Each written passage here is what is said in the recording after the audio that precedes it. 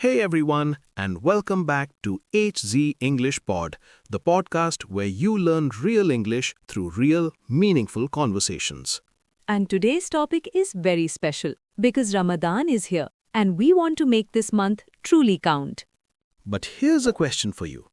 Did you know that many Muslims fast every single day of Ramadan but still lose a big part of their reward? Wait, really? How can that happen? They're not eating, they're not drinking. What else is there? Zara, that is exactly the point. Fasting is not only about staying away from food and water, there is so much more to it. And some small daily habits we think are harmless, can actually reduce the reward of your fast. Wow, that is honestly a little scary to think about. I'm sure many people don't even realize they're making these mistakes. Exactly. And that is why we are making this episode. Today on HZ English Pod, we are going to talk about 10 Ramadan mistakes that Muslims must avoid. And while you listen, you're also practicing your English listening skills. So this episode is good for your deen and your English. Let's get started. Before we jump into the mistakes, let me say a few words about Ramadan itself, because not everyone listening may be fully familiar with what Ramadan is. That is a good idea, Hamza. For those who are new to this topic, Ramadan is the 9th month of the Islamic calendar. It is the holiest month of the year for Muslims around the world. During Ramadan, Muslims fast from the time of Fajr, that is the early morning prayer before sunrise, all the way until Maghrib, the prayer at sunset. So that means no eating, no drinking, not even water for the entire day. That is correct. But Ramadan is not just about hunger and thirst. It is a month of deep spiritual reflection, extra prayer, reading the Holy Quran, giving charity, and of course, patience. It is really a beautiful month. You can feel a special energy in the air. People are more kind, more generous, more focused on their relationship with Allah. Absolutely. And that is exactly why it is so important to make the most of this month, to avoid wasting these blessed days. Because Ramadan comes only once a year, and we do not even know if we will live to see the next one. A very important reminder. So today, let us go through 10 common mistakes that people make during Ramadan and learn how to avoid them. Are you ready? Absolutely ready. All right. Mistake number 1, and this one is very common, is skipping suhoor. Suhoor. For those who don't know, suhoor is the pre-dawn meal that Muslims eat before the Fajr prayer, before the fast officially begins. Many people skip suhoor simply because they want to keep sleeping. They think, it's just one meal, it's fine. But actually, skipping suhoor is a mistake, not just physically, but also spiritually. The Prophet Muhammad, peace be upon him, said, "Take suhoor, for there is blessing in suhoor." So, suhoor is not just food. It is actually a sunnah, a recommended act in Islam. By eating suhoor, you are following the example of the Prophet, and that itself is an act of worship. And physically, suhoor gives your body the energy it needs to fast comfortably throughout the day. Without it, people feel weak, tired, and sometimes even get headaches. Now, suhoor does not have to be a big meal. Even eating a few dates and drinking some water before Fajr is enough to get the blessing. The key thing is, do not skip it. Wake up a little earlier. Give your body and your soul what they need. Excellent point. Now let us move to mistake number 2. Mistake number 2 is something almost everyone is guilty of at some point: overeating at iftar. I think this one hits close to home for many people. After a long day of fasting, when you finally sit down at the iftar table, the food looks so good. Suddenly, samosas, dates, pakoras, fruit chaat, biryani, soup, everything is on the table, and you want to eat all of it at once. But actually, overeating at iftar goes completely against the spirit of Ramadan. Ramadan is the month of self-control and discipline. If we fast all day and then lose all control at iftar, what lesson have we really learned? And physically, the stomach is not designed to take in a huge amount of food after being empty for so many hours. Overeating causes bloating, indigestion, and heaviness. And honestly, after a huge iftar, the last thing you feel like doing is standing for Taraweeh prayer. Exactly. The Prophet, peace be upon him, advised us to divide our stomach into three parts: one-third for food, one-third for water, and one-third for air. Such beautiful wisdom. Start your iftar with a few dates and some water. Then pray Maghrib. Then eat a moderate, balanced meal. Give your body time to adjust. Mistake number 3, and this is a very modern problem, is wasting time on social media, YouTube, Netflix, or TV dramas. Oh, this is so real. Especially during Ramadan, there are so many special TV shows and YouTube videos that come out, and people spend hours just scrolling and watching. And before you know it, 3 hours have passed. Precious hours of Ramadan just gone. Ramadan is the most valuable month of the year. Every moment of it carries extra reward. Spending those moments on meaningless entertainment is truly a loss. Now, we are not saying you can never relax, but be mindful of your time. Ask yourself, is this the best use of my Ramadan hours? Instead, use that time to read Quran, make dhikr, the remembrance of Allah, listen to an Islamic lecture, learn something new, or even improve your English with podcasts like this one. Ha, exactly. Learning English during Ramadan with beneficial content, that is productive time. You are already doing better than most. The point is, value your time. Ramadan does not come back. Use every minute wisely. Mistake number 4, and this one is very important, is not controlling your anger.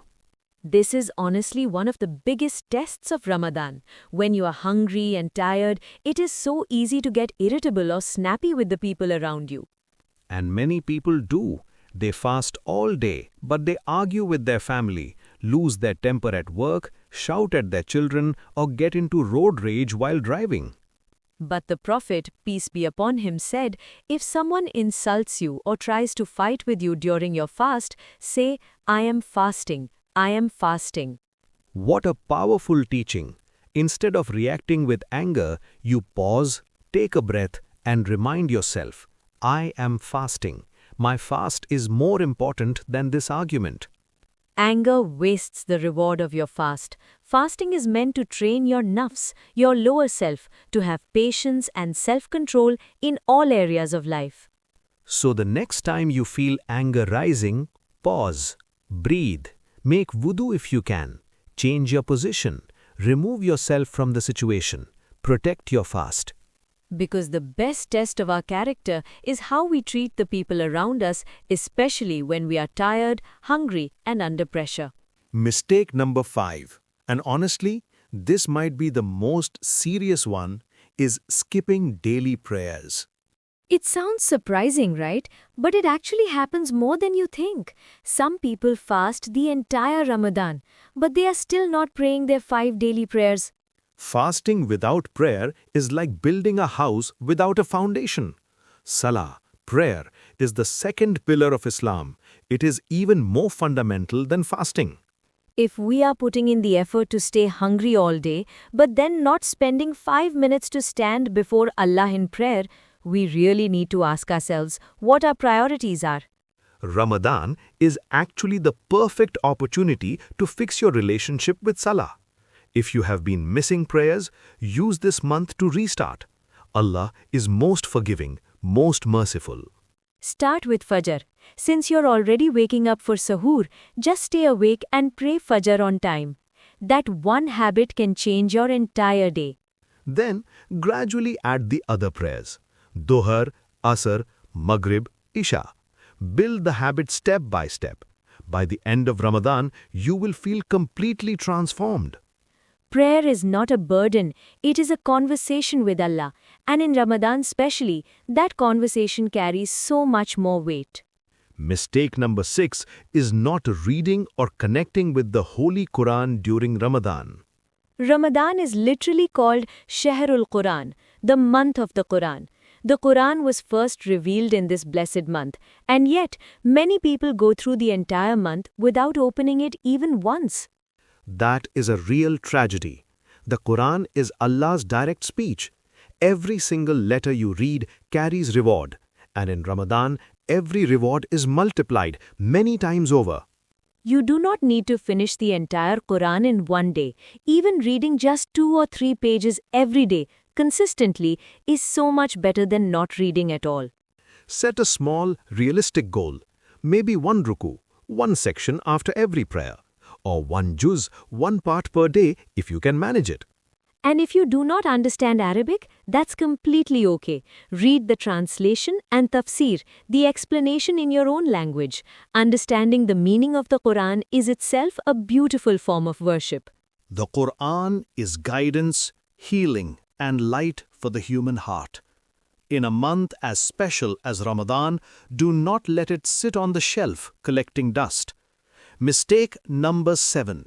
Sleeping the entire day away. Ah, yes, the Ramadan sleep schedule. Some people eat sahur, go back to sleep, and then wake up just in time for iftar. The whole day is completely gone. While it is perfectly okay to rest during the day, sleeping away your entire fast is a wasted opportunity. Allah has given us these precious hours and we are unconscious for all of them. Use the day purposefully. Read Quran in the morning, go to work or study, help around the house, do dhikr, listen to beneficial content. Rest when needed, but do not sleep the day away. And here's the cycle that happens. When you sleep all day, your biological clock gets completely disrupted. Then you stay awake all night watching TV or scrolling your phone. And then you are too tired for Fajr, too tired for Taraweeh. The whole Ramadan passes by in a sleepy haze. Sleep well at night, wake up early, and use your days with purpose. Mistake number 8, and this one is truly a missed opportunity, is skipping Taraweeh prayer. Taraweeh is the special night prayer performed only during Ramadan after the Isha prayer. It is one of the most unique and beautiful gifts of this holy month. The Prophet, peace be upon him, said, "Whoever stands in prayer during the nights of Ramadan with faith and hoping for reward, all their previous sins will be forgiven." All previous sins forgiven. That is the reward of Taraweeh. And yet, many people skip it. They say they are too tired, too busy, too full from iftar. Too full from iftar, which brings us right back to mistake number 2. You see how these mistakes are connected? Overeating at iftar makes Taraweeh feel impossible. So if you eat moderately at iftar, you will have the energy and comfort to stand for Taraweeh. The mistakes are a chain. Fix one and the others become easier too. And even if you cannot go to the mosque, pray Taraweeh at home. Even 8 rakahs is a wonderful start. The key is to not miss this golden opportunity entirely. Taraweeh nights in Ramadan are among the most blessed moments of the entire year. Do not sleep through them. Mistake number 9. Forgetting the spirit of charity and generosity. Ramadan is the month of giving. The Prophet, peace be upon him, was known to be the most generous of all people. And in Ramadan, his generosity was described as being like a fast wind, meaning it was unlimited, constant, and reached everyone around him. And yet, some people fast the entire month of Ramadan without giving a single rupee, dollar, or pound to those in need. There are people around us who do not have enough food even outside of Ramadan. While we are celebrating iftar with full tables, there are families who have almost nothing. This is the time to give zakat, the obligatory annual charity. This is the time to give sadaqah, voluntary charity. This is the time to feed fasting people. Even small acts of generosity count enormously. Share your iftar with a neighbor, buy food for a poor family, donate to a reliable charity. Every single act of giving is amplified in Ramadan.